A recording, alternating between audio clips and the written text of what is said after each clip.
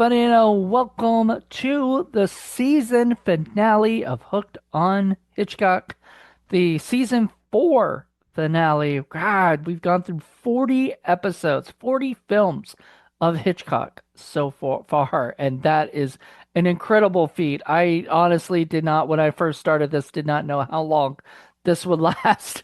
I thought we'd get bored after about, 10 of them or something, but we're staying with it, and with me is my ever faithful co-host who's been through all of this with me so far.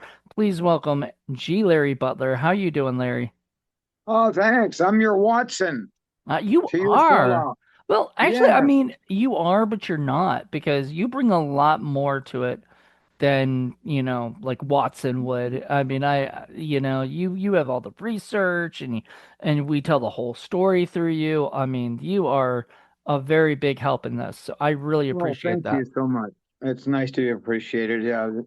But if it wasn't for you, this never would have existed. But Well, if it wasn't for you either, because that was the whole thing was if everybody remembers correctly, G. Larry Butler had a show called Little Stinkers that Paul made him watch with his daughter. And yeah, Paul and Larry was like, I can't do any more seasons. This is the only one I can do. Sorry. And yeah, Bonnie had it no really, interest in it. You know, she yeah, to say the least. Yeah. Yeah, she had outgrown it anyway from the first episode on. And so I'm glad you guys stuck that out for as long as you did.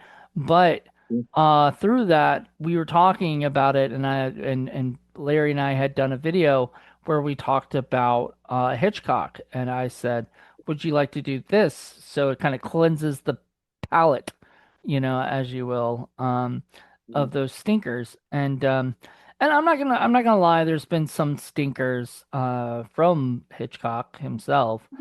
movies that Yeah. I was not, and I think next season we'll have a few too.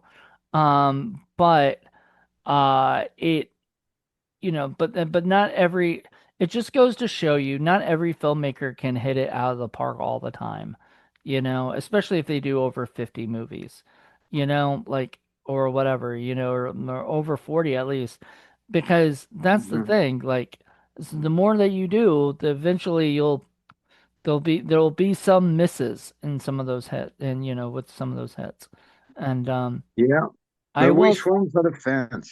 Yeah, but I will We, say we, this is not a miss. This is a very much a hit to me. I have not seen this movie in forever. I thought I had the 4K of it. I do not.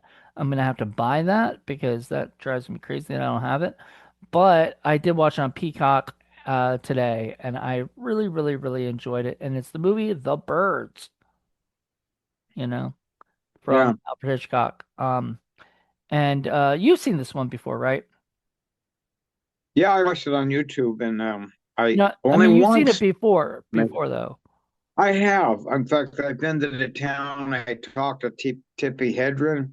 Mm, So there's a lot of things that remind me, in the movie of being over there because we used to go there as a kid with my parents, and my dad and I would dig for clams and stuff, and so it was nice to see the town as it really was. It wasn't a stage backlot or anything, hmm or a studio backlot. So it was very refreshing in that way, and so it brought back memories. And then I did a lot of research outside of the movie about how Hitchcock treated Tippi Hedren and things of that nature, and that was fascinating. I have some trivia tidbits at the end we can talk about, Sweet. but it's a great movie. And I'm sorry I only saw it once. I was going to try, just been so busy, I just couldn't do it. Plus, yeah, I had to buy it, not buy it, but rent it. So for some reason, it's supposed to be for 48 hours, but I couldn't go back on it, within the 48-hour time frame. So Um, whatever. I got kind of you watched cheated it on once. that, but Yeah, watched it I did. once. You watched the Yeah. whole thing, right? So Like one you. took a lot of notes. I kept stopping it. It wasn't like I always do one with notes, where I stop it every 10 seconds or so and write stuff. and then one just all the way through without stopping. So it gives me more of a flavor for it, as a normal person would view it. So I do it both ways. But in this one, I did not for the first time, just once. But I think I got enough out of it. But I hadn't remembered a lot of the stuff from the first movie because it was so long ago. I saw it back probably in the 60s and then not since then.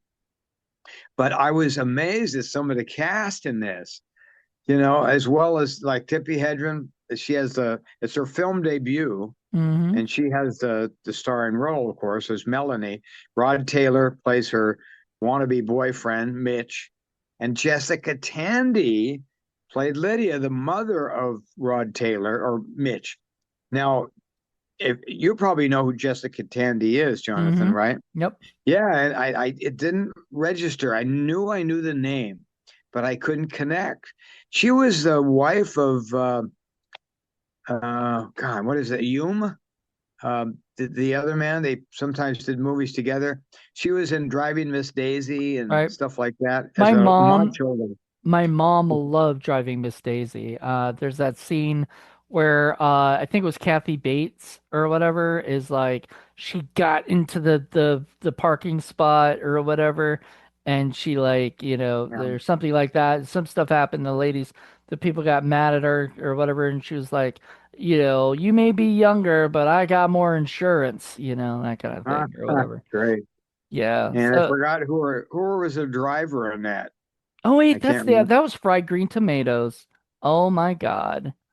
That was fried green tomatoes I was thinking of, not Oh, Driving well, Mrs. Daisy. anyway, Driving Miss Daisy is the other one that my mom likes too. So yeah, she loved both of those movies. Very very cute true. movie. I think Morgan Freeman was the driver. Morgan Freeman, yes, couldn't remember his name, but he's come a long way since then. Oh yeah. And well, there's so many people in this. Suzanne Plachette plays Annie, the school teacher who is the lover of Mitch at Originally, one yeah. time. Well, we'll get into all of that, but there's a lot of people that too many to mention. Veronica Cartwright, who's had a really great career since this movie Yeah, as well. she plays Kathy, and that's the young girl, the sister of Mitch, Hmm. and but we'll get into all of that. So basically, the storyline is the birds punish the humans for taking nature for granted and disrespecting the wildlife. That's pretty much the tagline on this. But the I don't. What do you think about the plot, Jonathan? Do you think there was much plot? No, there was a lot of plot. There was. Okay. Well, it I was think pretty simple. so what I liked about the plot was more that it wasn't just about the birds. Right. There was a Right. lot going on in it. There was the family dynamic Exactly. with the mom and the son and the sister and all that Right. stuff. And Right. I mean there was drama in between there. There was that, as you said before, the love affair between Mitch and Annie, and there was a lot that happened, but in the meanwhile, they're all having to deal with these monsters, these terrible, like Mhm. scary things. Because when we think of like crows or whatever, they usually just leave us alone, right? Like when you go outside, crows just like stay in their trees, or if you walk by them, No, they fly away. I hate to disagree with you on that, but Well, I've it been does it attacked by to me that. I have been attacked by crows. Oh, They did the same thing to me. They did to what's her name? Melanie in the movie. Tippi Hedren plays Melanie. They dive bombed me, and I ducked, or they would have pecked my head. And they're very territorial. And I don't want to blow the lid off this, but I guessed correctly what was causing the crows, well, all the birds to go crazy. And then I reading about an actual event that happened and inspired this story.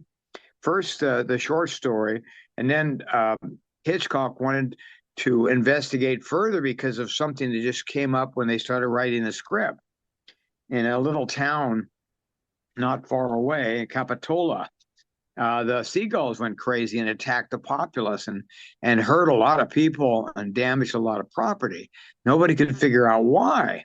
Well, it's the same thing happening to the seals and the sea lions here. They're affected by the toxic bloom in the ocean. They're eating the algae and then they go nuts because it affects their brain. And same with the birds. And so it wasn't really, they didn't know that in the 60s, but now they know that it's not like some retribution for all the damage they've done. Birds aren't really that smart to hold a grudge, No, but they do go crazy once in a while, and that would make a lot of especially sense. and even the smaller birds, they get drunk off these little berries and go crazy. A lot of the things ferment in nature. They don't have to distill them or make wine out of it. It makes itself. And so the birds love eating this stuff. And some of the foxes over in Catalina Island are known for eating prickly pear that ferments, and they go a little nuts. And they have to be careful and pick them up off the road. Sometimes they're laying in the middle of the road drunk. So that was the real reason that the birds were going crazy. But they created something else out of it that made it more horrible. Hmm. But I like the way they went back and forth. They interchanged plots. First, it was all about the humans, right? When Hmm. they, we'll talk about that too. But and then it goes to the birds, and it goes back to the humans, and back to the birds. So they interchange and waffle back and forth, right? Who has the primary role? And the Hmm. drama, there's a sub drama and a main drama, Well, it's and interesting too, because I'm sure we'll get into this later, but there is a talk about how at the end it does say that the birds will all of a sudden stop doing this for like intervals and then go back to doing it again, to exactly. attacking.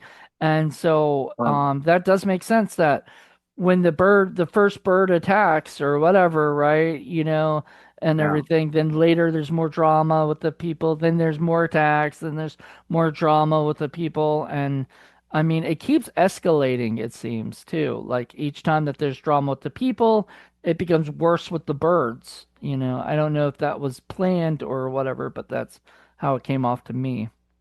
Right. Right. Right. Very true. Yep. So anyway, when this movie was first released, it came out to mixed reviews.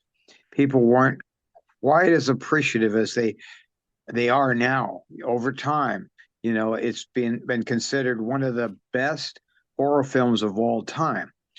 Now I don't know if I agree with that, but it's way up there. It was nominated for best special effects, and I agree with that because for the time in the 60s, they didn't have CGI, they didn't have computer animation, they didn't have any of that, and so they had to superimpose the birds with the people Yep. back and forth. So it took a lot of great acting on the humans' part to Well, pretend to be that. actually, I learned some stuff too, if you don't mind me kind of bringing this Yeah, stuff up. So go this is ahead. how the bird attacks happened, how they did it in the film. So Hitchcock used live crows, seagulls, ravens, and other birds from animal trainers. They were coaxed to fly at or perch on the actors using food wires, and occasionally very fine threads to limit their flight. Some of the schoolyard attack was done with live crows swarming around the children. For shots where birds swarmed actors, like when Tippi Hedges attacked an upstairs bedroom, they used real birds tied to her costume with thin, fine threads so they couldn't fly away immediately. Hedren was said that this was so terrifying and exhausting, she was genuinely pecked and scratched, and film left her traumatized. So Right, that was the live birds. Then they used mechanical and puppet birds. For close-ups and controlled attack shots, they used mechanical birds or puppets on rods or wires. They're intercut with real footage to sell the illusion. For the close-up attack shots, they used the prop birds with spring-loaded beaks or claws. Those were hurled at actors by These were hurled at actors by stage hands or rigged on wires to simulate swooping. But those were puppets. Optical effects, matte work, which is what you were just talking about. Hmm. Hitchcock relied heavily on sodium vapor matte compositing, a then cutting edge process Disney had developed for Mary Poppins, by the way. They allowed the crew to layer film elements, live action actors, backgrounds, and separately film flocks of birds. Nowadays, it would be green screen and CGI, or whatever, but this is what they had into one seamless shot. For example, when the birds darken the sky over Bodega Bay, that's layers of bird footage optically printed onto plate. Sound design as an effect. Strangely enough, there is no traditional score in the film. Did you know Right. that? True. There was Very no true. like beautiful score or whatever. Instead, Right. composer Oscar Sala and Bernard Herrmann, who worked with Hitchcock and like Psycho, he's the one who did the all that stuff, built as sound consultant, built the bird shrieks with an electronic instrument called Troutonium. I don't Tononium, something like that. It's a weird word.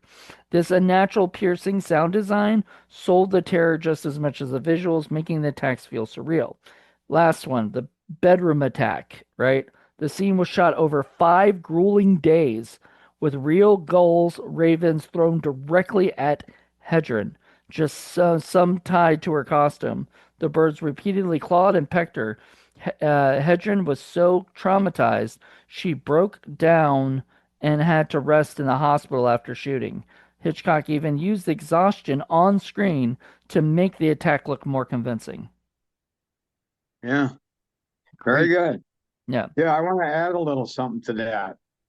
Like you said, there was a lot of birds, a lot of real birds used in this film. However, there was 200,000 spent on mechanical birds, and some crows were actually ravens. I saw that because some were much bigger. Hmm. And Ray Burnwick, the bird wrangler, caught and trained the birds himself. He caught the seagulls on a San Francisco garbage dump, Yeah. and sparrows were caught by John Cardos, but used with pet shop sparrows. So they intermixed them because they needed more. So some were kind of tame and some were wild. Many special effects were needed. Optical printer provided the superposition. And Disney used their process lab for effects. It was cutting edge technology back then. MGM was brought in for optical effects, and then there was film effects of Hollywood involved. Fox used the crow scene for 6 weeks. They were brought in on a crow scene. There was 370 special effects shots in that film, so no wonder they won the award. And I'll get into the other thing later about Hitchcock and Hippie, but let's get into the plot. The story itself. It's very interesting how it evolved. Um, so you want me to start off, or I guess, you want yeah, to? because you usually start Okay. off, you usually have Yeah. like the whole Yeah. story Yeah. written Just out. come in when you want to. Okay. All right. So it starts out in San Francisco, and Tippi Hedren. I'm just going to call her Melanie from now on. Yep. She crosses the street and goes into this shop for birds, a bird shop. And Well, before that, doesn't she notice like the birds kind of looking at her or something at one yeah, point? she turns around, and Yeah. yeah, she does turn around, and they're making some kind of odd noise and fluttering. Um, so she goes in, and let's see, where am I here? Um, okay, so she goes into the bird store to purchase a mynah bird that she'd ordered earlier, but it wasn't there yet. So the lady told her, the sales lady said, if you don't mind, we can deliver it to you. She says, no, I'd rather wait. But she does change her mind. But uh, and the sales lady excuses herself for a minute, and then Mitch comes in the room, and he sees her, and she sees him, and you can tell instantly they're attracted to each other. Um, her eyes kind of get big, but he pretends that he wants to buy some lovebirds from her, and she pretends to be the sales lady. Hmm. So they're Yeah, playing that's what each other. confused me at first because I thought she worked there and she just happened to, like, I thought that's what I first thought, is that she worked there and that she was just asking if one of the birds that she had ordered had come in yet or something. That's why the delivery thing kind of threw me off and confused me. Yeah. And then I realized she was playing. She was, not No, really. I didn't think that, but I did get confused about him. I didn't know he was playing her like she was playing him. Yeah. And so he's a lawyer, but he was pretending to be after some lovebirds. Well, she doesn't know a thing about birds. It was obvious because he kept grilling her, asking her questions. What is that bird called? That's called a red bird. He says, I always thought it was called a strawberry finch. And then she goes, uh, well, okay, show me a lovebird. I want to buy one for my 11-year-old sister, Kathy. And so she tries to sell him a canary. He says, that's a canary. And she says, well, why don't you just buy a canary? Hmm. And he goes, okay, take it out. He's testing her to see if, she can handle it. Well, she can't. So the bird flies away and it's fluttering all over the room. She's going crazy. The real sales lady comes out. She's going crazy. They're trying to chase it. And then Mitch takes his hat and places over the bird and catches it. So they, you know, obviously, he shows that he's more clever than they are, but probably the way that men treated the women back then, they probably helped a lot of men feel better. Uh, so anyway, so she tries to, that we already did that. Mitch catches it, and then um, he says, "Back in your gilded cage, Melanie Daniels." That's that's her name, her full name. She goes, "How do you know my name? Who are you?" And he says, "A little birdie told me." Yeah, I thought that was Play cute. on words. Yeah, it was pretty cute. And then he played he played a gag on her because she broke a window with a prank, and he's representing the claimant that's suing her. He's a lawyer, so she doesn't know that though right away. But she chases him down the stairs after he leaves. He says, "I'll see you in court." When he leaves, and then she gets his license number, and then dials somebody, and I didn't know who the hell it was, but it's her father. I found out later um, that he owns a newspaper, and so he's asking her different things, and she tells him the license number, WJH W03 or something, and then she orders lovebirds on the spot, and she thinks, oh, I wasn't quite sure why she's going to do this, but she's going to play a gag on him. She I takes don't know if him. that's really a gag. I mean, I, I, Well, I I didn't get that at all it's because, both. like, what? It's both. She really wants to meet him, She wants to see him on his. again. Well, yeah, she wants to see him again, and she also play a gag, like one-upsmanship type of thing. Like, you did it to me, buddy, I'm going to do it to you. How do you Hmm. think? Or you think? How do you like it? So that's where she goes. She goes to his apartment, and then I'm flabbergasted to see this guy that became kind of a big actor. The manager of the apartments complex. I don't know if you remember his name, but he was in No. several TV series for a while. But he's got a mustache, so it kind of threw me. I didn't know who he was at first. So I think his name is Richard Deacon, and he did some TV series later on in the '70s. But that's how he started. He just had like a cameo in that. So anyway, he says, "Well, he's not here. You can leave the birds with me if you like, or you can go and take it to him." And she goes, "Well, where does he live?" Bodega Bay, about 60 miles north. Well, that's a little far, but all right. And then she decides to drive up there. And I love the car. It's a Jaguar convertible. And so Hmm. because I used to have two Jags myself, but not a convertible. she has to when she gets to town, she goes into this one little store and asks directions and you know how do I rent a boat and all of this stuff. So he directs her, and he said, "Well, first of all, um, oh, do you know the name?" And this guy has not dementia, but he doesn't remember things very well. So he tells her these names, like Alice, and then the other guy in the shop says, "No, it's Lois." It's neither one. It's Kathy, but she has Which to go ask sounds this nothing teacher. like either of those names, you know. Yeah, yeah. So typical, about my age, you forget things And easily. But they're the male people, you know. yeah, but they did just couldn't remember. And so she said, well, he says, well, one way you can find out is, go up and see that her teacher lives up the block. You turn left and then you turn right and you're there. And she says, okay, what's her name? And he said, he does remember that. He says, Annie Hayworth. So she goes up there, knocks on the door, and this very striking looking woman, very attractive, comes out. She's a brunette, and Melanie's a blonde. So you can tell, and I think you find out that Annie was a lover of this Mitch at one time. He wooed her up there. In fact, she moved to the town and then they broke up after 2 years, but she stayed. And so they got to talking, and you can see the green eyed dragon coming out of her eyes. Oh, you're after him? Oh, good luck.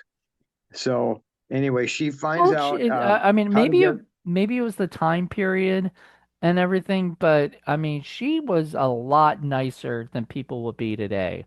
yeah, Letting her, yeah, giving yeah, her all the true. information, because most women today are, can be, not all, but can be very spiteful to each other because especially when it comes to a Right. guy they both Well, like.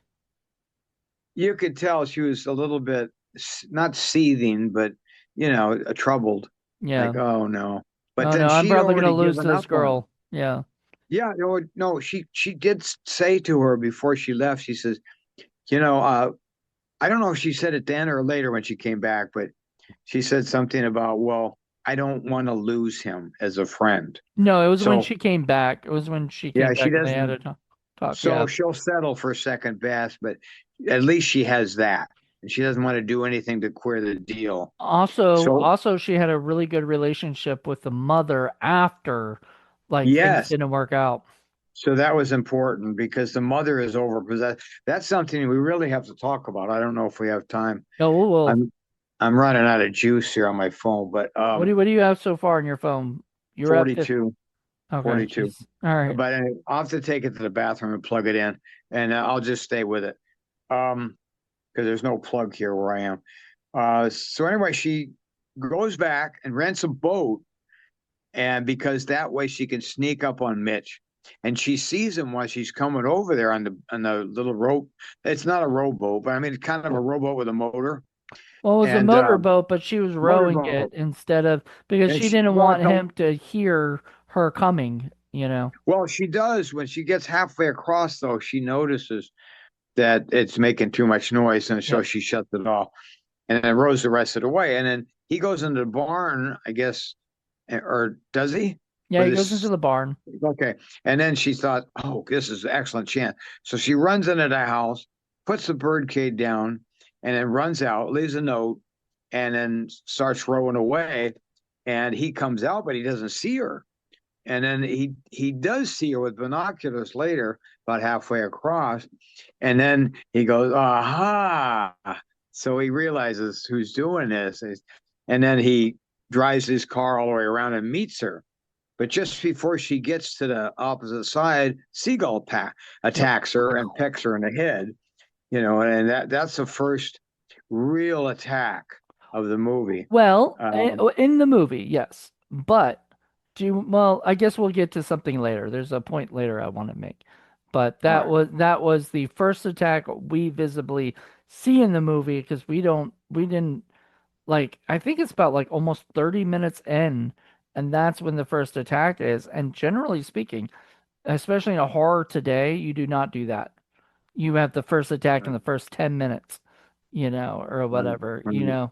So, but this movie's Yeah, great because you get to know the characters, you get to like some of the characters or whatever, and actually right. get to like everybody pretty much, except the birds. That's true. And anyway, the seagull draws blood, and so immediately, they don't have a confrontation that they might have had otherwise. Even though it might have been flirtatious, he jumps off and takes care of her. You think, well, that's more important than saying, "Aha," So he brings her into this restaurant called the Tides Restaurant. I know about it. I've been in there, and so the manager's worried about being sued, and this guy named Deke, and he's somebody also that kind of made it semi big on serials. His name was Lonnie Chapman, and he Oh, made it on TV shows, and I've seen a lot of them, westerns. And so he's immediately worried because I got sued from somebody falling down in my parking lot, and and then now she gets pecked by a seagull, and you hey, bring her in here. by the way, the Tide and Wharf is still there today. It's still open. Yeah, And well, that's amazing to know I'd that like to go something like back up that. there. I would I love haven't to been up actually I would there. love to go up there someday too. Maybe we can make a Maybe trip we can go together. together. Yeah. Yeah, when you're here. Okay. Let's see. Mel tells him she was there to see an old friend, which is a lie, of course. Andy Hayworth, and Mitch is grilling her like a lawyer does, just lie, lie, lie. And then Mitch's mother enters when they she's very suspicious of her. Um, that yeah, Mel takes her to his house. I mean, Mitch takes her to his house, Mhm. and they ask her to stay for dinner. And so she begs off, and then she reconsiders. But she goes over to Annie's house. And she tells him she's going to rent a room, but she doesn't know if she can or not.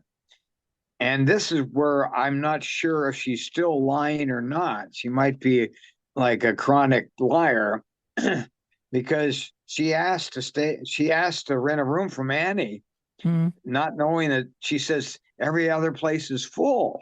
Yeah, she And was I'm lying. thinking, did she lied about Yeah, that? she lied. She Yeah. lies about a lot of things. She's just a habitual liar. I mean, because Yeah, she's trying to get herself out of like the deep. Because she told them that she was staying with Annie, and so she had to ask Annie for the room to rent, right? And then the Annie's like, well, I was kind of hoping somebody would stay longer, and she's like, oh no, well, there's no other place in town. Could you really just do this for me, And she's like, okay, sure. right. Because I think secretly. Annie's sort of this lonely woman, she's a school teacher, doesn't really have a lot of friends, there. So having Yeah, somebody around her age that she can talk to, because when you see them together, it's kind of cute, they're yeah, yeah, a yeah. couple times, Right. I'm gonna So, put this in there. Okay, so in the meanwhile, the mother is very suspicious. She's thinking like another woman from my Playboy son. It seems to me like he's had a lot of women, and he brings them up there, and the mother chases them away. And maybe that's part of his pattern. Like, oh, good, I get to have another one now. A little variety. So he doesn't really want to settle down. He's too young. So they ask her to stay for dinner, like I said before, and then she does. And so the mom. Okay, so around 7 p.m. was dinner, and the mom Lydia calls Fred about some feed for her chickens. They won't eat it. He said, "There's something wrong with the food. They won't eat the food." He says, "Well, uh, did now I'm asking you, Jonathan, did he say the same thing happened to me, or did he quote someone else, I one of think there his was somebody customers?" else, like one of his Okay, customers had a problem, all but they right. used a different feed. So yeah, but they had the same problem. So it wasn't just the feed. Right. It was something to do with the chicken. So and Kathy, the sister, 11-year-old sister, thinks that San Francisco's full of hoods. Hmm. Hoods are like criminals Yeah. due to her brother's occupation because he's a lawyer. And he's prosecuting a man who shot his wife in the head for changing the TV channels. I thought Six that's pretty times. odd. 6 times. Yeah, six Yeah. times. Yeah. And so that happens today. But back then, I guess it was highly irregular. And Probably. so then they had this big argument between Mitch and Mel. And she was defending her past indiscretion. See, her mother tells on her. She says, I don't like her because she's in the gossip columns all the time. She Hmm. knew her. She read about her. She was naked in Rome and fell into a fountain. And she says, no, that didn't happen. Lies. Lie, lie, lie. And so I had my clothes on. Somebody pushed me in, and you know, but she's kind of like a loose moral person, even though she's acting very prudent. So he kind of likes that. I know. He Uh, I don't know so if like he likes the uh, the immorality, whatever, like the immoralness, but or if he just likes somebody who's risky a little bit like you don't yeah, know what she's gonna do, how she's gonna go, right. and everything. I think that's the thing. I think Annie was a stable person, and he didn't Yeah, like right. that. He didn't like that because she just was too stable and everything. I think he likes a good challenge. Plus, he She likes the ones represents that, a challenge to him. yeah. Yeah, I can kind of relate to some of that. Um, but okay, so they have a big fight, and she leaves, and she claims that a rival newspaper distorted everything, and she's trying to be defensive about it. And but he doesn't buy it. His mother doesn't buy it, and so she goes back to Annie's house, and they have some brandy, and then they talk, uh, Hmm. um, as people do. And she says that Mitch invited Annie up for the weekend. They met in San Francisco. At, I don't know exactly where, convention or something. And that was 4 years ago, after his father died. And then she never left. She had to become a teacher. I got out of necessity. And Lydia, the mom, is very clinging and possessive. And and then I'm thinking, oh, because I can relate in my own life. I'm not going to go into it, but that's the Oedipus complex, right? At least Hmm. I thought it was. And then I had to do some research because I was a psych major. But we didn't talk about the name of the other complex. It's Augusta or something like that. It's not that he's in love with his mother is in love with him. So he's replacing his father who's dead, and she doesn't want to lose him to other women. Not because she's lonely, it's because she actually desires him. So that's a possibility. And I don't believe that. I don't think so. all right, But I we could well, get I into thought that so. later, because that sort of my reasoning comes up later, you know. Well, I actually found some validation for that in some of the reviews by some of the op-ed pieces from New York Times and LA Times and about that kind of agree with that. But it could be far-fetched. Um, Uh, anyway, it's a possibility. it's a Okay, so possibility. now the mother is afraid of any girl that would give Mitch what she couldn't, which is love. Hmm. And they actually said that in the movie. Um, so then Annie wants to be near Mitch, even though their love affair is over. And Mel is called by Mitch as she's talking to Annie and agrees to attend a birthday party the next day. And then again, Annie's going, oh shit. I'm going to attend that too. Guess what? Yeah, I'm volunteer. I'm going to help. And I'm helping Lydia. So she's kind of two minds. Do I really want her there or not? But I mean, she kind of likes Melanie. And then there's a thump on the door, and they open the door, and guess what? A dead seagull. So that's Mhm. another, kind of a indication that something's not right. Something's off about the whole situation and the town. Um, and then Mel says, "Oh, it lost its way in the dark." And Annie says, "It's not dark. There's a full moon." So anyway, that leads you Yep. to believe something. And then Alan says, "See, both of them um, psychoanalyze Lydia, and that's where I'm getting, the information from too." And then the next day, the birthday party, Melanie reveals her mother abandoned her at, guess what, the age of 11, just like um, Mitch's sister. Is that a coincidence or what? I don't know. Probably So not. they probe each other's mothers, and then the birds attack. So they leave it alone. But there's a great view of the bay around, and that's a real view of the bay there at Bodega Bay. Um, and then there's the gull attack. And I wasn't sure if that's a real attack, how they could have staged that. But like you said, there's a lot of superimposition. They did it with trick photography. And so the kids and adults run into the house, and some are, hit pretty hard, some aren't. And then Annie goes home. Mel stays for dinner.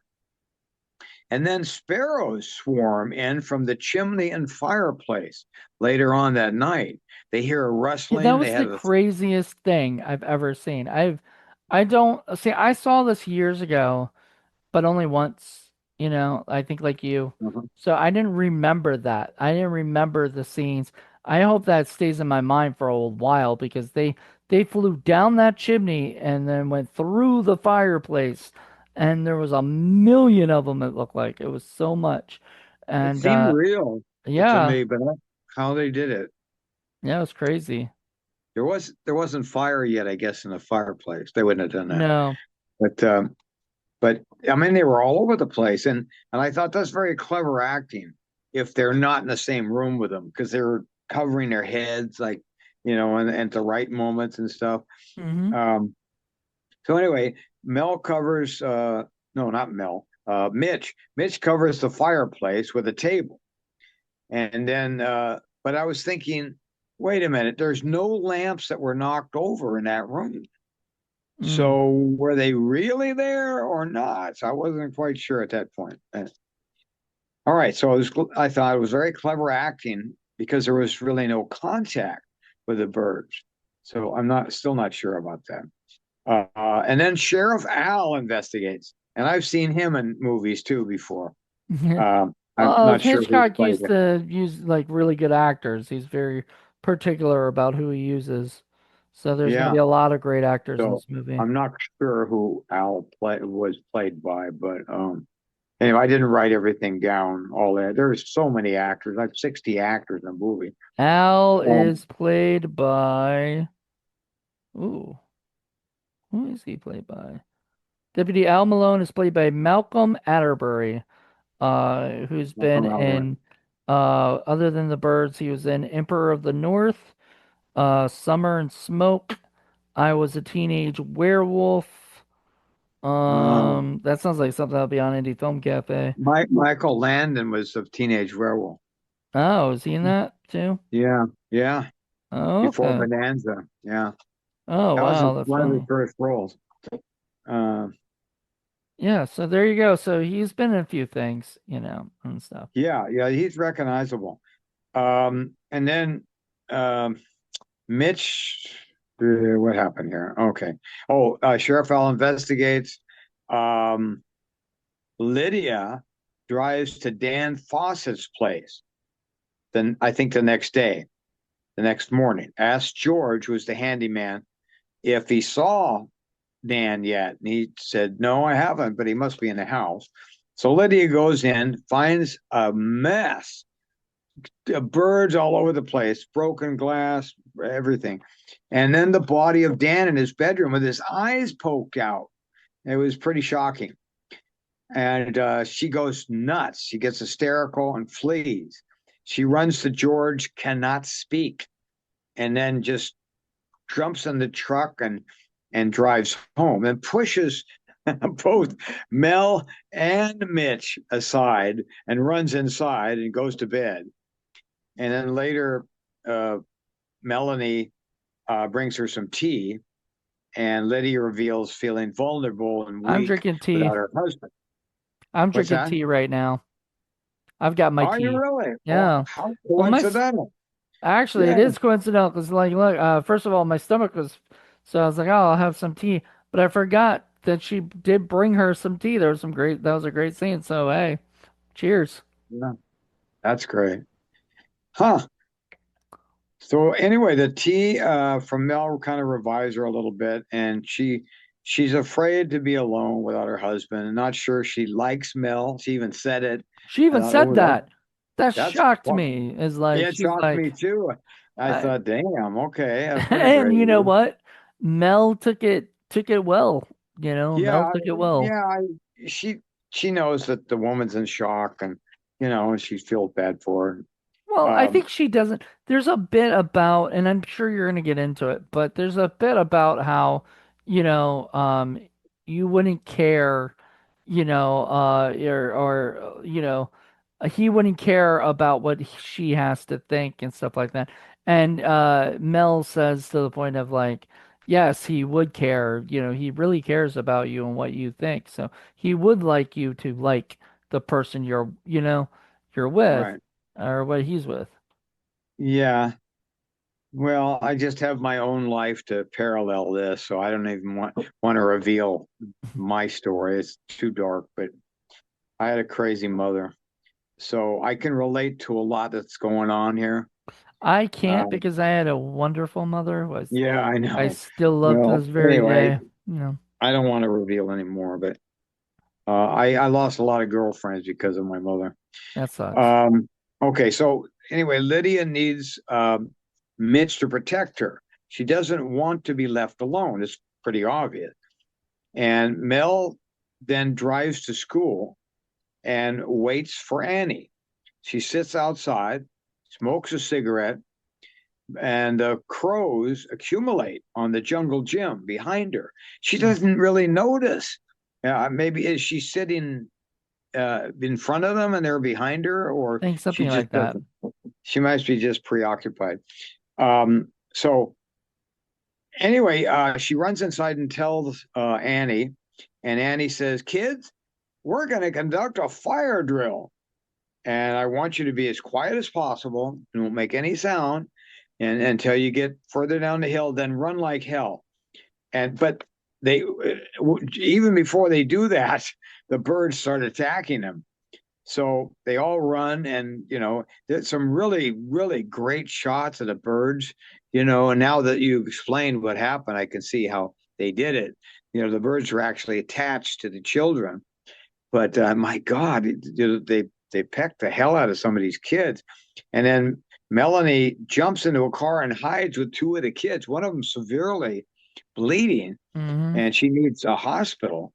And she calls her dad at the newspaper from the Tides restaurant later, and he doesn't believe her. And then Mrs. Bundy, the ornithologist, enters, and she disbelieves her too. She says birds aren't aggressive. And I'm thinking, bullshit. Yeah, well, Guess because you've had something like that happen to no, you, and not only that, not only that, did you see the dinosaur movie, Jurassic Park? right? Guess guess who's descended? I mean, who's the predecessor of a bird? A dinosaur. Right. They a lot of them used to have feathers, and the ptera, whatever they're called, those flying The monsters, pterodactyl, yeah. pterodactyls. They're a bird, and I'm Hmm. thinking they're very aggressive. And I read it all the time where birds are descended from the dinosaur. Hmm. So this woman is totally all wet. She's an ornithologist too, even though just And at she the smokes at one point, and all I could think about was like, damn, she's old. She should not be smoking still.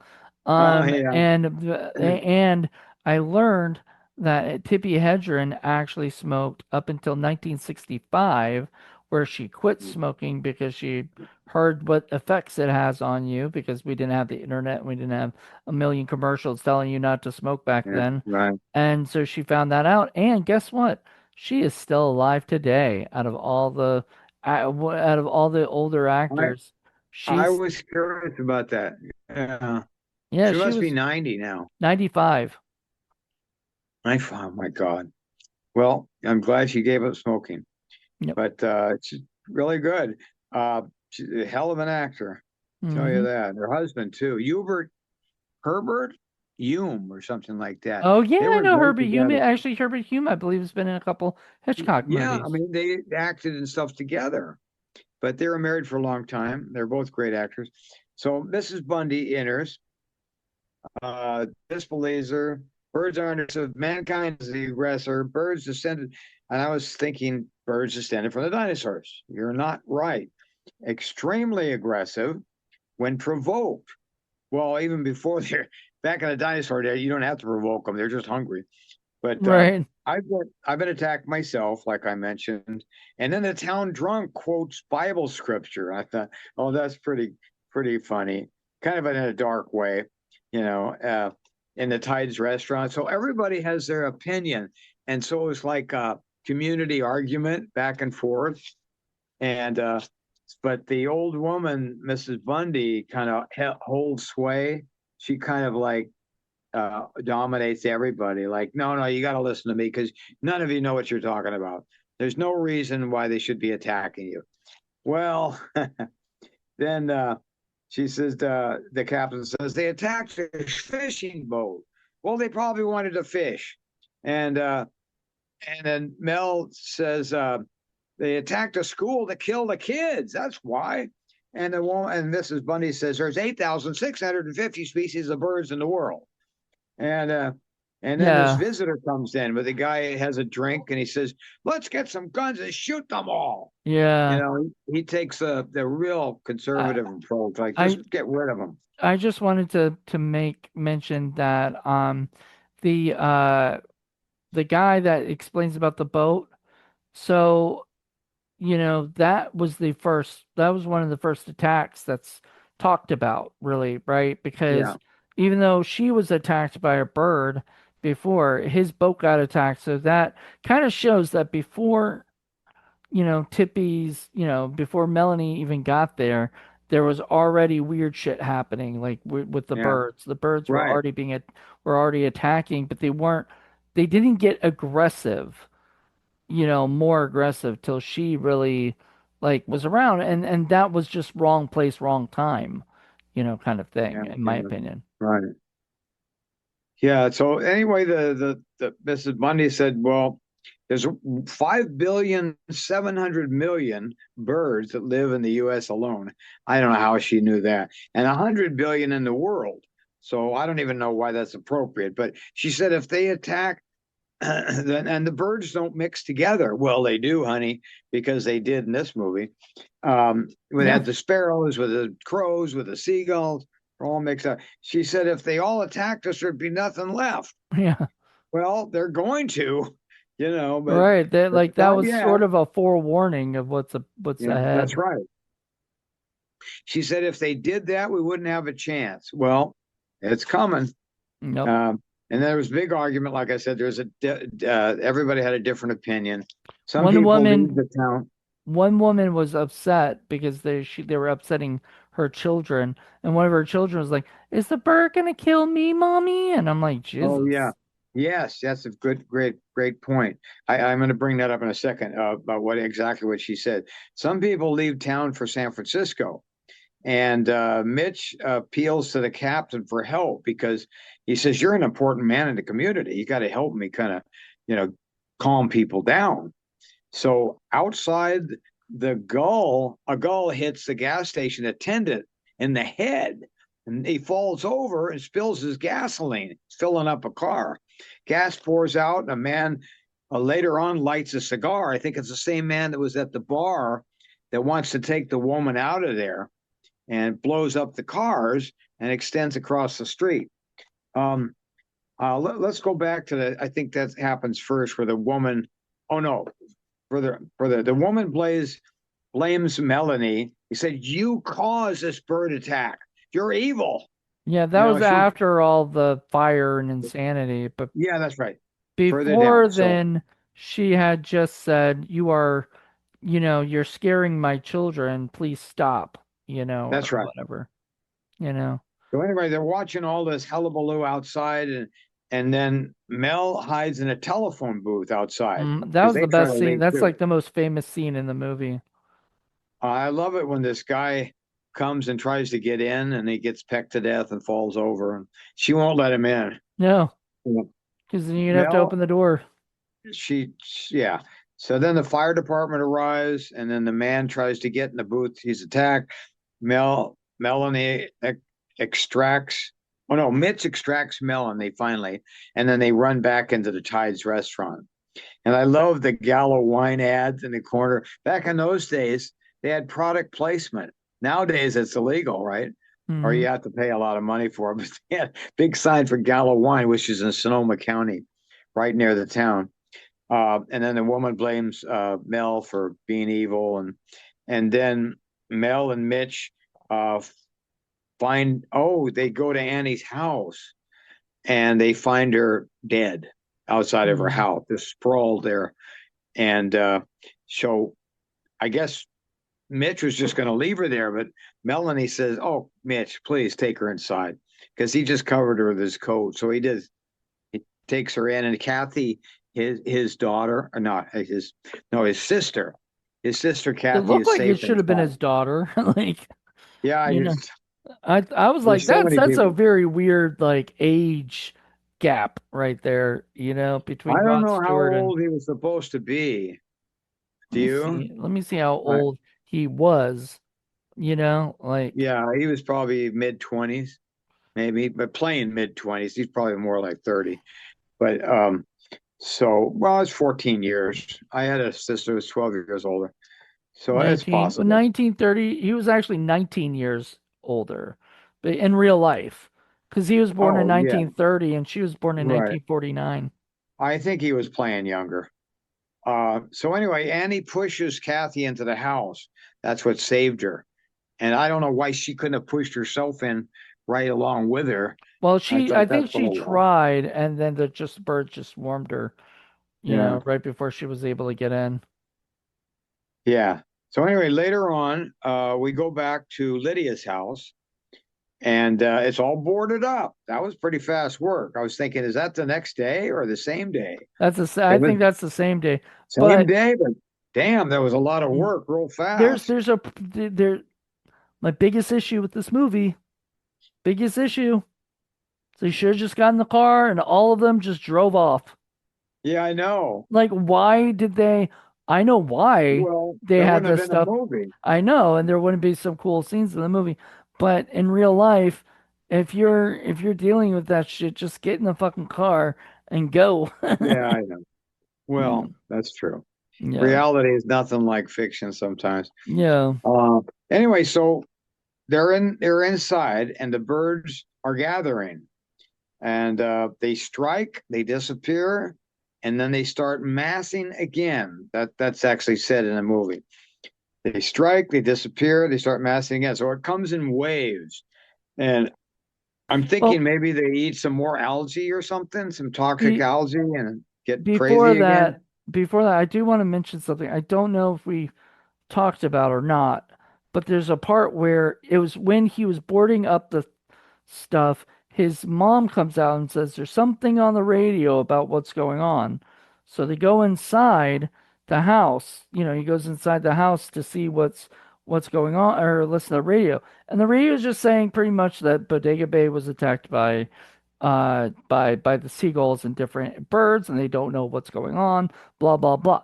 However, there's one thing that I picked up on that not a lot of people pick up on, and that is that there is extra talk in the um uh in the in the radio where they're talking about the president and Europe, and they're also talking about political leaders and stuff like that. And it started making me think this isn't just about the nature versus thing or whatever.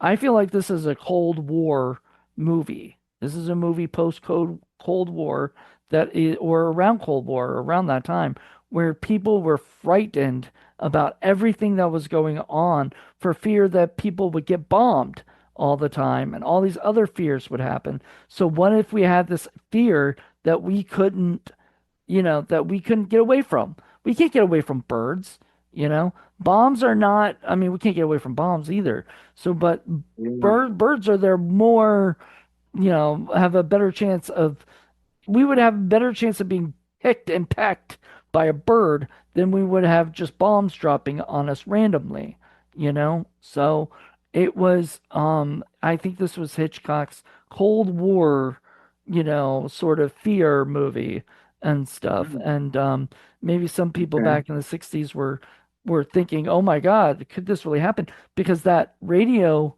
thing did not turn off. If he didn't want you to listen to it talk about the president, and I don't know who was the president in 1963. Was it JFK at that That was time? Kennedy, Is Kennedy? Kennedy and Johnson. Yeah, so there was things going on there that I think were a little bit political, and he left that radio thing on, and you could hear it in the background and everything.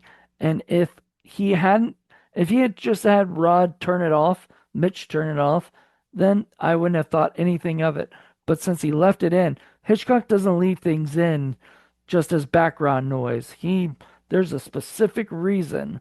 And when I heard that, I was like, that's it. That's it.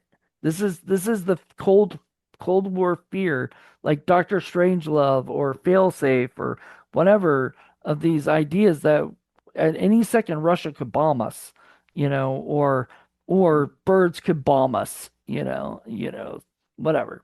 Anyway, Mhm. that was that was my little Good political point. rant. No, no, very nice.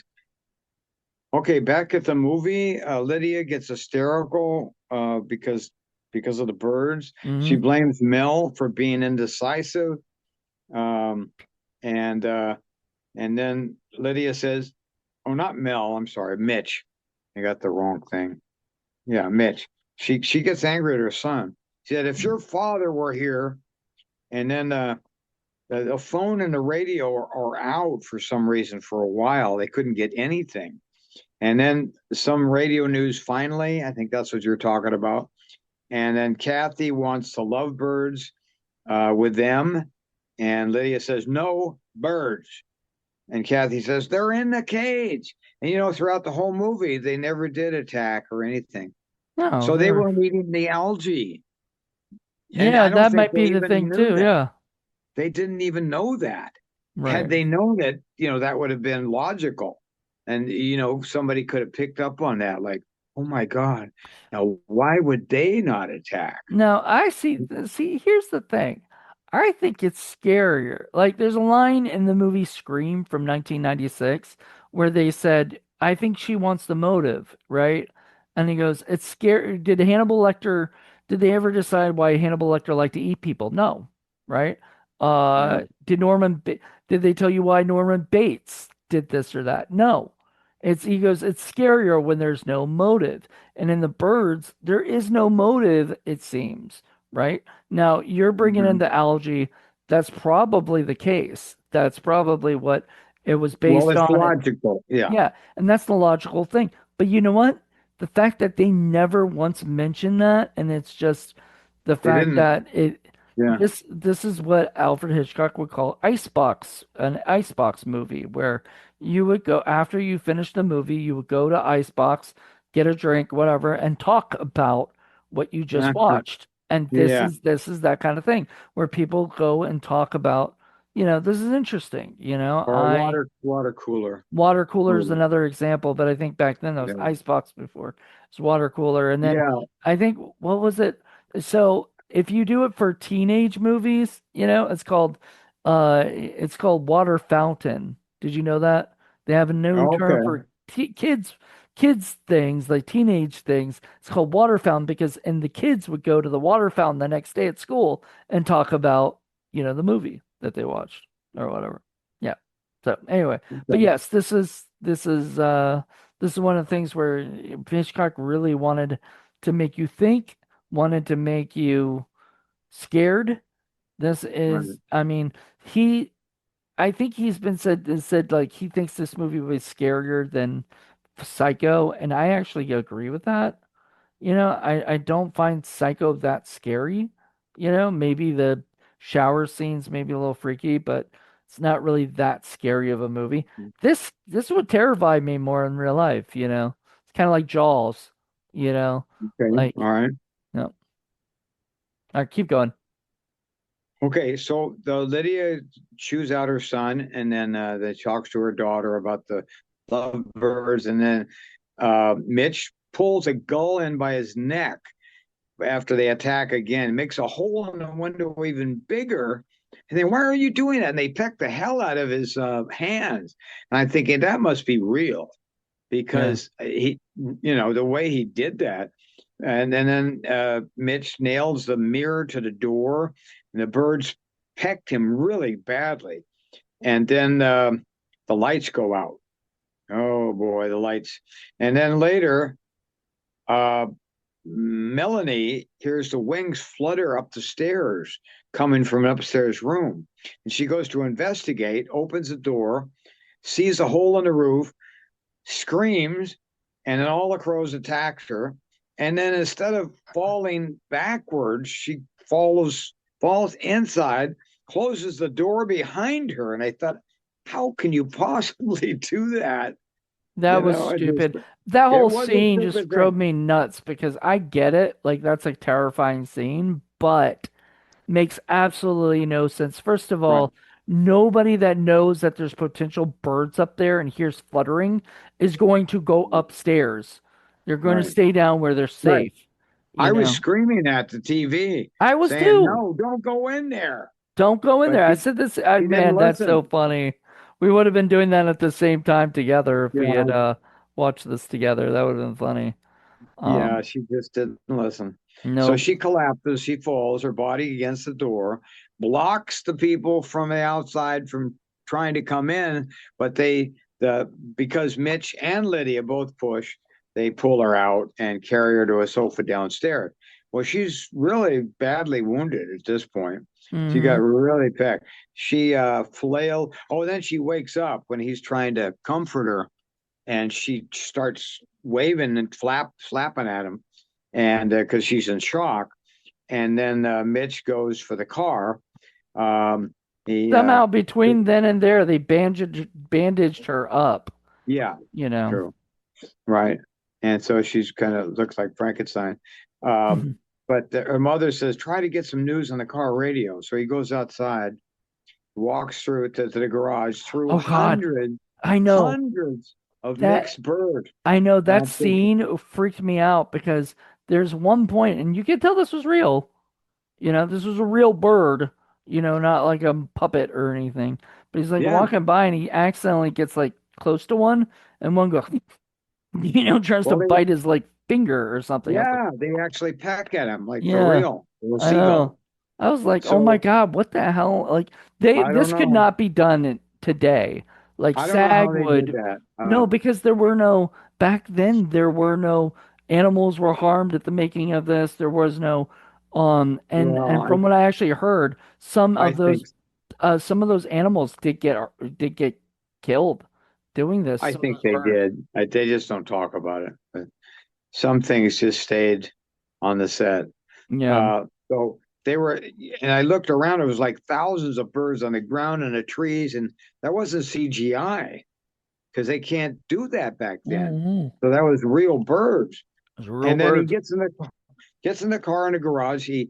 And then he listens to the radio on the way to the house, drives to the house slowly so the birds will get out of the way. Doesn't want to provoke anything. Here's the Mm. news about the attacks in Santa Rosa and Sebastopol. I know both cities quite well. And the Bodega Bay was evacuated, except for some isolated pockets of people left behind, which means them pretty much. There are just a few people left. Like, why in the hell didn't you evacuate? Well, you didn't know. Okay, so the authorities are discussing if the military should be brought in and attacks the birds attack in waves, long intervals between. Hmm. And so Mitch brings Kathy with the lovebirds and leaves the door open. I thought, you're going to have a hell of a mess when you get back if you ever do, because he leaves the door wide open for the birds to come in. But they probably won't come in if Well, they're thank not God there. he took the lovebirds because they don't deserve to die like that. Right. And then so he carries uh, Melanie to the car with Lydia and Kathy and the lovebirds too. And I thought, Hmm. how are they all going to get in that Jaguar convertible? Is like a two-seater, or does it have a back seat? I don't know, but I think it had a back seat because it all of must them have were in had, there. because otherwise they wouldn't have been able to do it. And then Mitch carries Melody. I already did that. And they put the top up, too. Right. They drive away slowly. They take Lydia and Kathy too. How'd all four get? Oh, I already said that.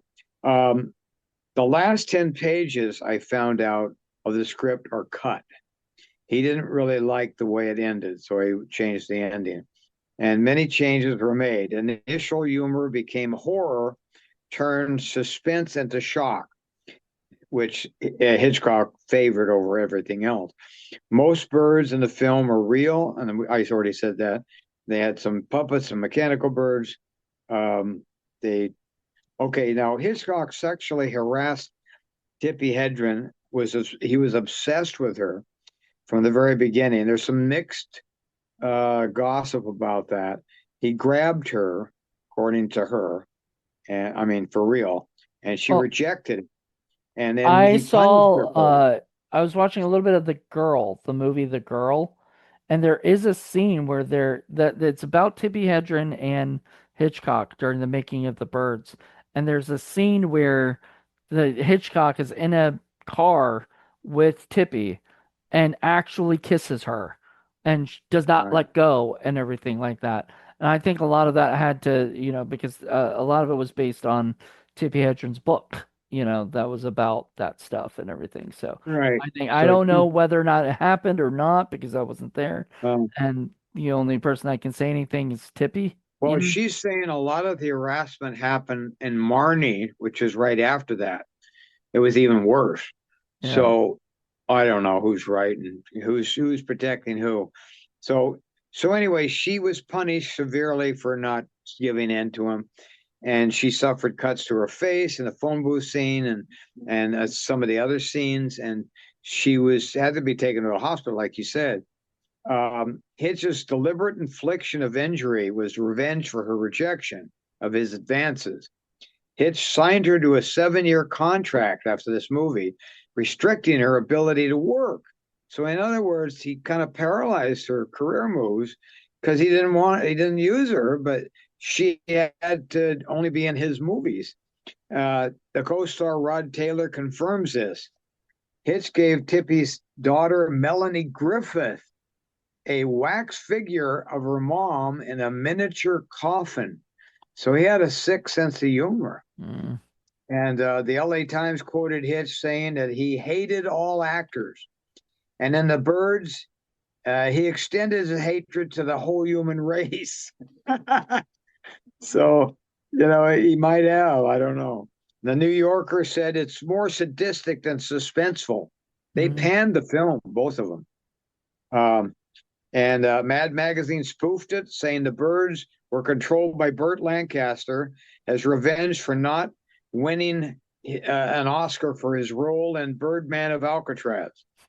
And I thought that's very funny, That's because stupid, only but it's Mad funny. Magazine would say that, because Uh-huh. Birdman of Alcatraz is great too. So anyway, Hitch turned birds into the most terrifying villains until Jaws came out in the 70s. American Film Institute honored it as the seventh greatest thriller in American cinema. So you get both extremes here.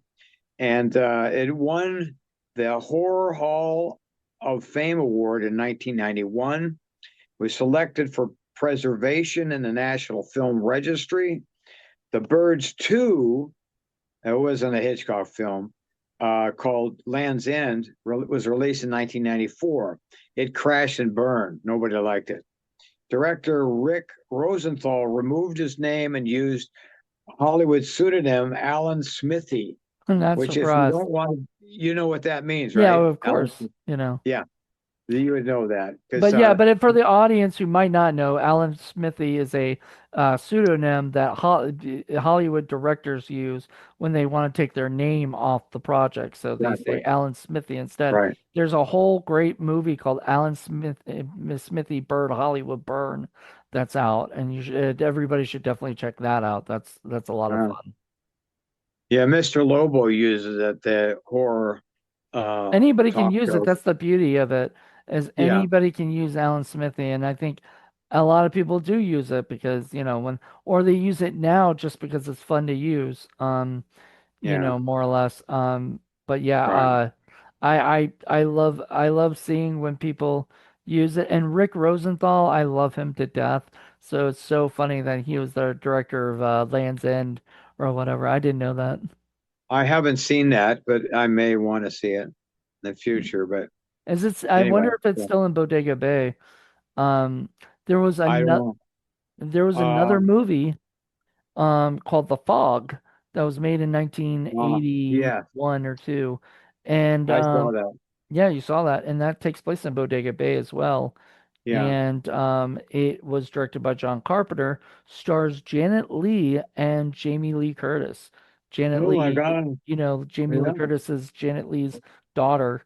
So it's really funny because he used Jamie Lee Curtis in Halloween, John Carpenter did, and then later he got to work with the mom, who he used her, excited to work with the daughter of a living legend of Janet Leigh, because Psycho and The Birds and all these movies are some of John Carpenter's favorite films and everything. So that's why he did Bodega Bay, because of The Birds. He wanted to make The Fog, which I think, now that I'm like thinking about it, The Fog, The Birds both take place in Yeah. Bodega Bay. The Right. birds talk about fog a little bit. They talk about in that one scene about how fog, the birds would get lost in the Oh, fog and then bump into shit, and everything. right. And then John Carpenter. So I wonder if this movie inspired John Carpenter to make The Fog a little bit, maybe. Now, I want to mention one thing that's kind of like trivial, but still, I really picked up on it. When she was rowing that boat across the bay, Hmm. what was she wearing? I don't know. I don't Did you remember. notice? A No. full length fur coat. And I thought, how inappropriate is that? You're sweating like crazy. You're going to smell it all up. She's wearing it everywhere. Full length fur coat. You know whose I idea went, that was? Hitchcock? No. Probably maybe a little bit, but it's Edith Head who did all of Tippi Hedren's clothing Oh, and stuff. okay. So it wasn't Oh, like Edith a Heads? yeah, Edith Wow. Head, yeah. Yeah, I know Um who she is. well, she was in the if you watch the beginning credits, opening credits, it says Miss Hedren's wardrobe was provided by Um, costume was provided by Edith Head, and so okay. just for her. And it's because Hitchcock wanted to make a star out of Tippi Hedren. He wanted Wow. to make her become like this huge star, probably so that he could, use that to get something out of Tippi Hedren. And Tippi was Right. not interested in that, you know, in playing that game. Well, Some people would, be and everything, and oh, that's, sure. you know, Passing couch is quite known. But I think he wanted to establish also that she was an elitist. She came from money mm, and she was kind of a glamour puss. And so she's in this small town where everybody's dressed in bib overalls practically. And she's got this real expensive fur coat on. It's the floor length. And I thought, oh my God, this is something I didn't write down, but I just thought about it. And so anyway, it was a great movie and a lot to be discussed. But the Oedipus. Let's see if I thought I wrote You said down. Augustus or something, or Augusta. Yeah, it's something the name of the woman.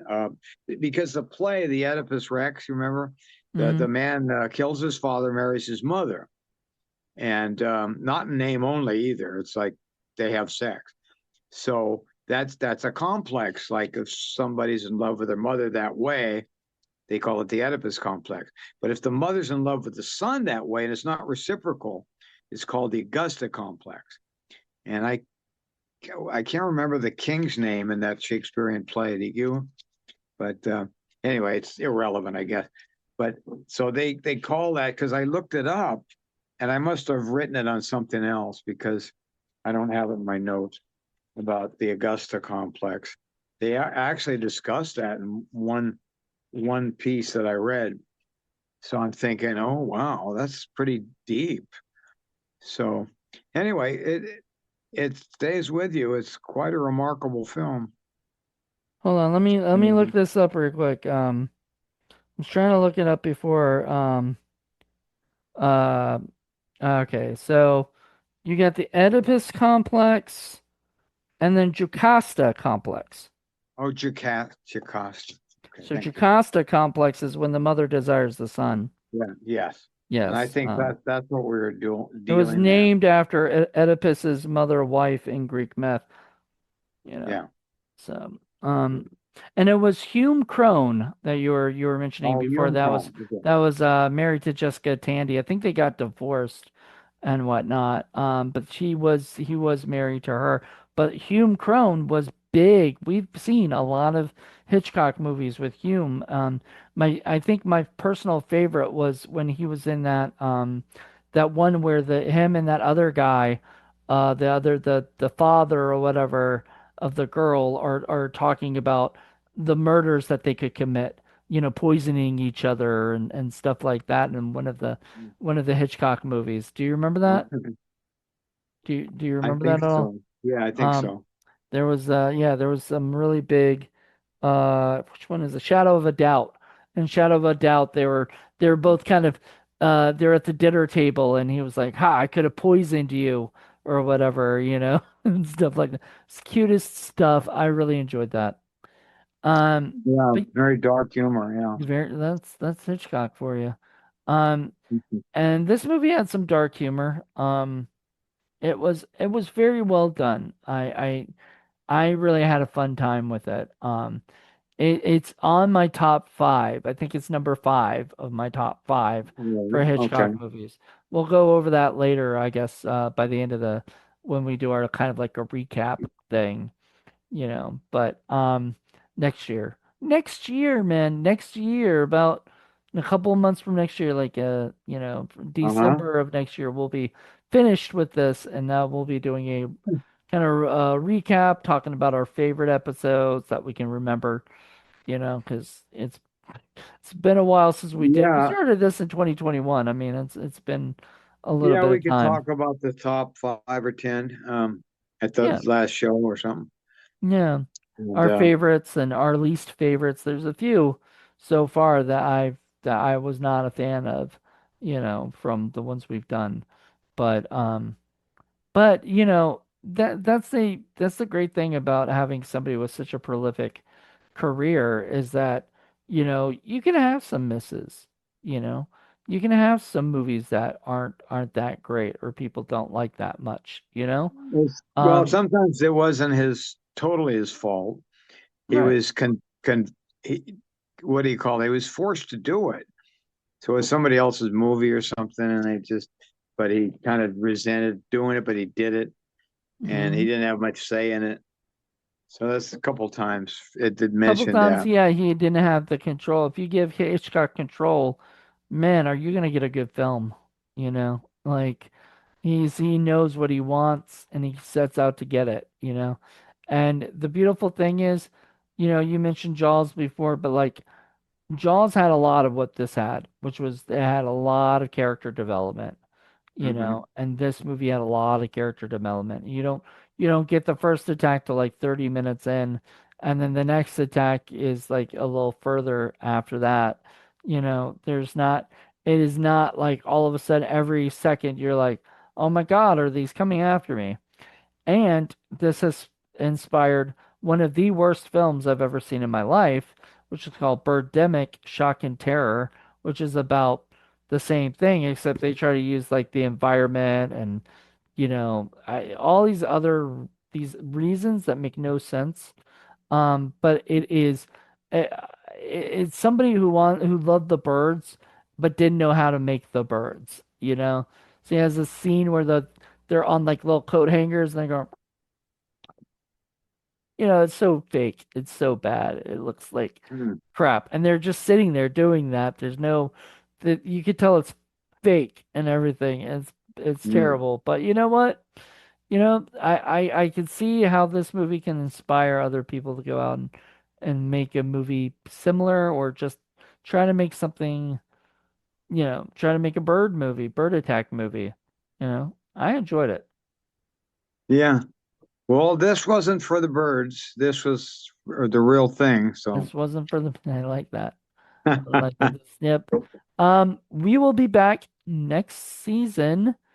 And I'm hoping that we're gonna have G Larry Butler at the studio in December if we can get him out here for that. And we will do a episode together in person.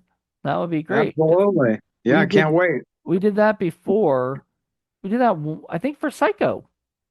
When we did Psycho. Yeah. Huh? Yeah. Yeah, it was you, me, Paul, and I think Sarah and her boyfriend, I think, Yeah. watched Yeah, it. that's right. I think That's we right. all did. We might all did it too. I don't know. No, I think it was just you, me, and Paul for that one. Cool. When we did the actual thing, I think Sarah had to go to bed. It was Oh, getting that late. was in 22, Yeah, February of 2022. yeah. We did it in like November, I think, and then I didn't release it till February Oh, because I see. Okay. yeah, that's the beautiful thing about some of these is I can release them when I feel like it. This will be released in October to finish up this season. But Mhm. yeah, I'm really excited about this. I think this will be a lot of fun. I can't wait to hear our next. I will tell everybody the first movie coming back. Are you guys ready for this? First movie coming Ready? back is Family Plot. So Family that should be the plot. movie. That's the last film that Hitchcock ever made, and it'll be the first one we do for season five. You Mm. know, but it's the Huh. last one he ever made. I do remember my mom really liking it, thinking it was a pretty good, pretty decent movie. But yeah, Will that it's be what January or February of next year? I'm hoping December that we shoot it, but I think it'll come out in January. Okay. Oh, I'm we'll do it in hoping December. I'm hoping if you Okay. come out, we'll do it. If not, we'll do it through All right. So, we'll do it through Zoom, but family plot. Okay. Got it right. I'm gonna buy it on 4K and then we'll do it. It'll be fun. Okay. All right, Yeah. everybody. I hope you guys Well, enjoyed this. Tune back in next year, 2026. I can't believe it's already going to be 2026 coming up in like a couple months. Can you believe that? Like, what, 3 months or what, 2 months? Something like that. hard to Whatever. believe. Yeah. Uh, Hi. so, I'm having a birthday tomorrow. So, whoa, happy yeah. early birthday. When this Thanks. comes out, it'll be late belated birthday, but like, congratulate you, dude. That's awesome. You know? Yeah. Oh, Still are you walking 20, around. are you 21? Is that it? You just I'm, turned 21? should I tell you the real age? I don't, Well, dude, we don't anybody have, can. people can Yeah. Google you if they really wanted to find out, I'm Yes, sure. true. If you want to find my real age, it's not a You're gonna have secret to thing. do you have to do some It work. might shock a lot of people Yeah, because because they'll be I'm, like, oh man, I can't believe he's 50. yeah, Yeah. somebody said that the other day. He said, I told him my real age and you're leading exercise groups. And it's like, as fast and furious as I can do it, we all act like 25-year-olds, all the old people. Yeah. So, I haven't really changed much. It's like Clint Eastwood said, don't let the old man in. I'm not. Well, he should know that man is still kicking. I think he's 95 or Yeah. so. So I want to do the same as him. How old is Not he? direct movies, but just don't slow down. Yeah, So he's 95 years old, that man. So it's amazing. hoping he um yeah. So um but this should be fun. I'm really excited for the last season. We'll explore all of his a lot more of his silent movies, by the way. Next season will be a lot more Oh, silent films. And so oh, okay. Oh well. I know those are harder to watch too, but you know, I don't know why it kind of got like that, but it just did, you know. So we're gonna Yeah. have to Okay. We'll make it. we'll make it Make happen. it work. Some of them are really good, some of them might be a slog to get through. That's the problem. Yeah. So, but All we'll right. find out. We'll see. Um, all right, everybody. I hope you guys enjoyed this. Join us next month or not next month, next year, you know, January for a brand new season. I can't wait. It's gonna be we're gonna have 12 episodes because, you know, we gotta get the rest of it done, you know. So 12 Yeah. episodes. So buckle up, Buttercup. It's gonna be a lot of fun. Until then, everybody, keep watching Hitchcock like we do and letting us know what you guys think. Till then, everybody, bye. Cheerio. Tally ho.